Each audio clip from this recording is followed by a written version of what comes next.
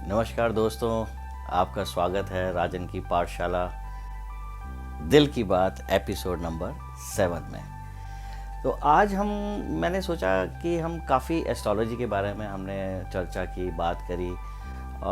क्यों ना आज हम दिल की बात दिल से थोड़ा एस्ट्रोलॉजी से हट के करें। एक काम करते हैं ना, थोड़ा प्लैनेट्स को भी विराम देते हैं, थोड़ा उनको रेस्ट करने देते हैं। बेचारों को इतनी चर्चा करी तो वो भी सोच रहे होंगे यार अर्थ पे कितनी चर्चा चल रही है हमारी, कितने सारे लोग हमारी बारे में चर्चा कर रहे हैं। तो थोड़ा सा रिलैक्स करते हैं और हम कुछ और बात करते हैं आज।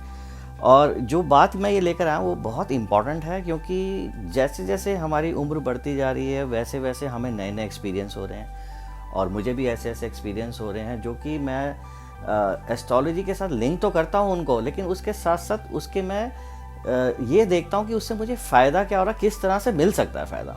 और वो मैं चाहता हूँ कि दिल की बात करके मैं आप तक पहुँचाऊँ, क्योंकि हमारा तो मकसद ही यही है कि जो मुझे मालूम है वो आप सबको मालूम हो, जिससे मुझे फ़ायदा हो उससे आपको फ़ायदा हो। That is my main purpose. तो एक हम सबसे पहले लेते हैं कि हम जो कुछ भी कर रहे हैं अपनी ज़िंदगी में, ये बात हम सब मानते हैं कि हम ये कर्मा थ्योरी पे चलते हैं। क्योंकि अगर कर्मा थ्योरी बिलीव नहीं कर रहे, मैंने सबसे पहले भी बात कही थी एक बार अपने एपिसोड में, तो फिर एस्ट्रोलॉजी को भी मानने का कोई फ़ायदा नहीं है। जो लोग इवन एस्ट्रोलॉजी नहीं भी मानते हैं उनके लिए भी एक ये बहुत अच्छी बात होगी, क्योंकि जो मैं आज करने वाला हूँ तो वो सब भी इस बात से एग्री करेंगे। तो हम जो है डेस्टिनी के ऊपर बात करते हैं। सबसे पहले तो हम एक क्वेश्चन पूछते हैं, क्या हम अपनी डेस्टिनी बदल सकते हैं या नहीं बदल सकते हैं? ये बहुत इंपॉर्टेंट क्वेश्चन और सबके मन में ये चलता रहता है, और मेरे मन में भी चलता था ये। और इसका जवाब बहुत सरल है अगर आप अपने आप से पूछेंगे, क्योंकि आपका खुद का एक्सपीरियंस जो इतने साल आपने काटी है उम्र, चाहे आप छोटी उम्र के हैं, मिडिल उम्र के हैं या बड़े हैं, जैसे भी हैं, जिस भी उम्र के पड़ाव में हैं, आपको इसका 80% जवाब तो खुद मिल ही जाएगा। लेकिन 20% जवाब के लिए आपको थोड़ा सा अपने अंदर झांकना पड़ेगा, रिसर्च करनी पड़ेगी, कुछ तो एफर्ट मारना पड़ेगा बॉस। इसके लिए ऐसे नहीं पता लग जाएगा कि क्या हम डेस्टिनी बदल सकते हैं, नहीं बदल सकते। तो देखो, सबसे पहले बात करते हैं कि हम जो कुछ भी कर रहे हैं आज की डेट में, वो हमारे कहीं ना कहीं से पास्ट कर्माओं का रिपरकशन यानी कि उनके कारण है। क्योंकि इसी की वजह से जब दो बच्चे एक ही समय पे जन्म लेते हैं फिर भी उनकी डेस्टिनी अलग होती है। तो यहाँ से प्रूव हो जाती है डेस्टिनी इज़ देयर।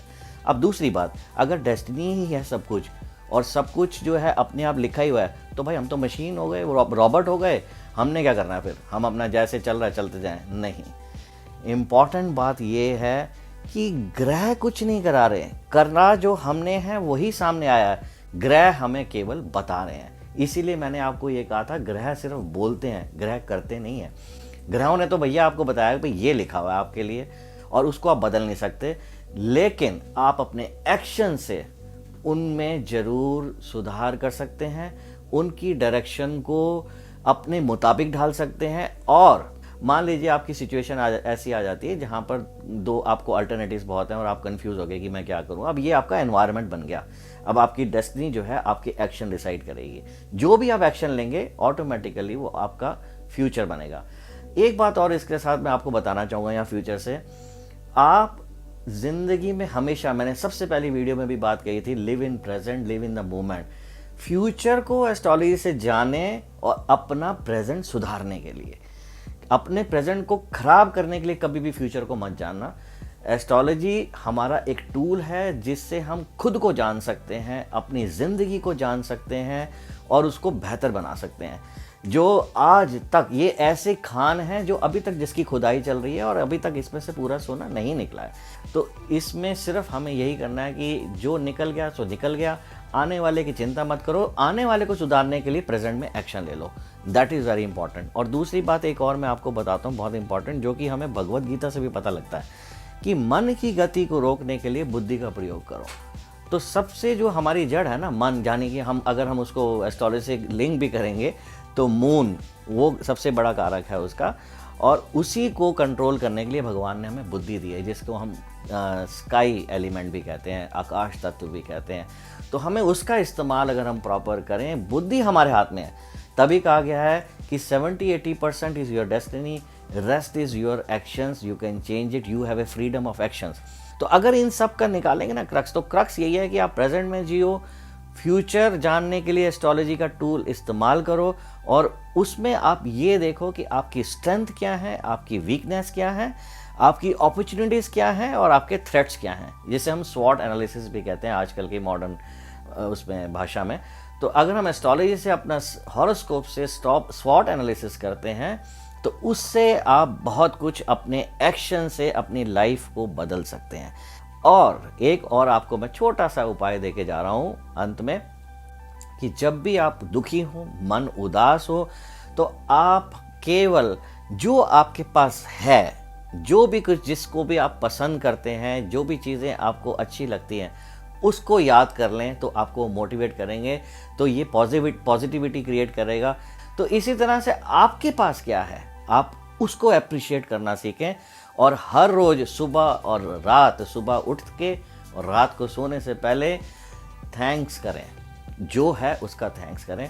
तो आज हम यहीं विराम देते हैं और अगली बार हम बहुत ही इंटरेस्टिंग एपिसोड लेकर आने वाले हैं और ऐसी चर्चा करेंगे कि आपका दिल खुश हो जाएगा। और अपने हम स्टूडियो में इनवाइट करेंगे हम बहुत सारे ऐसे लोगों को जिनको आपको जानने की जिज्ञासा है, और वो आप बस इंतज़ार करो, क्योंकि मैं भी बहुत उत्सुक हूँ उसके लिए कि मैं वो आप तक पहुँचाऊँ। और जाते जाते बस मैं यही कहूँगा कि मेरे चैनल को सब्सक्राइब करिए, रिव्यूज़ दीजिए, लाइक करिए और शेयर कीजिए। जितना आप शेयर करेंगे उतना ही प्यार हमारा और बढ़ता जाएगा। So thank you so much, all the best.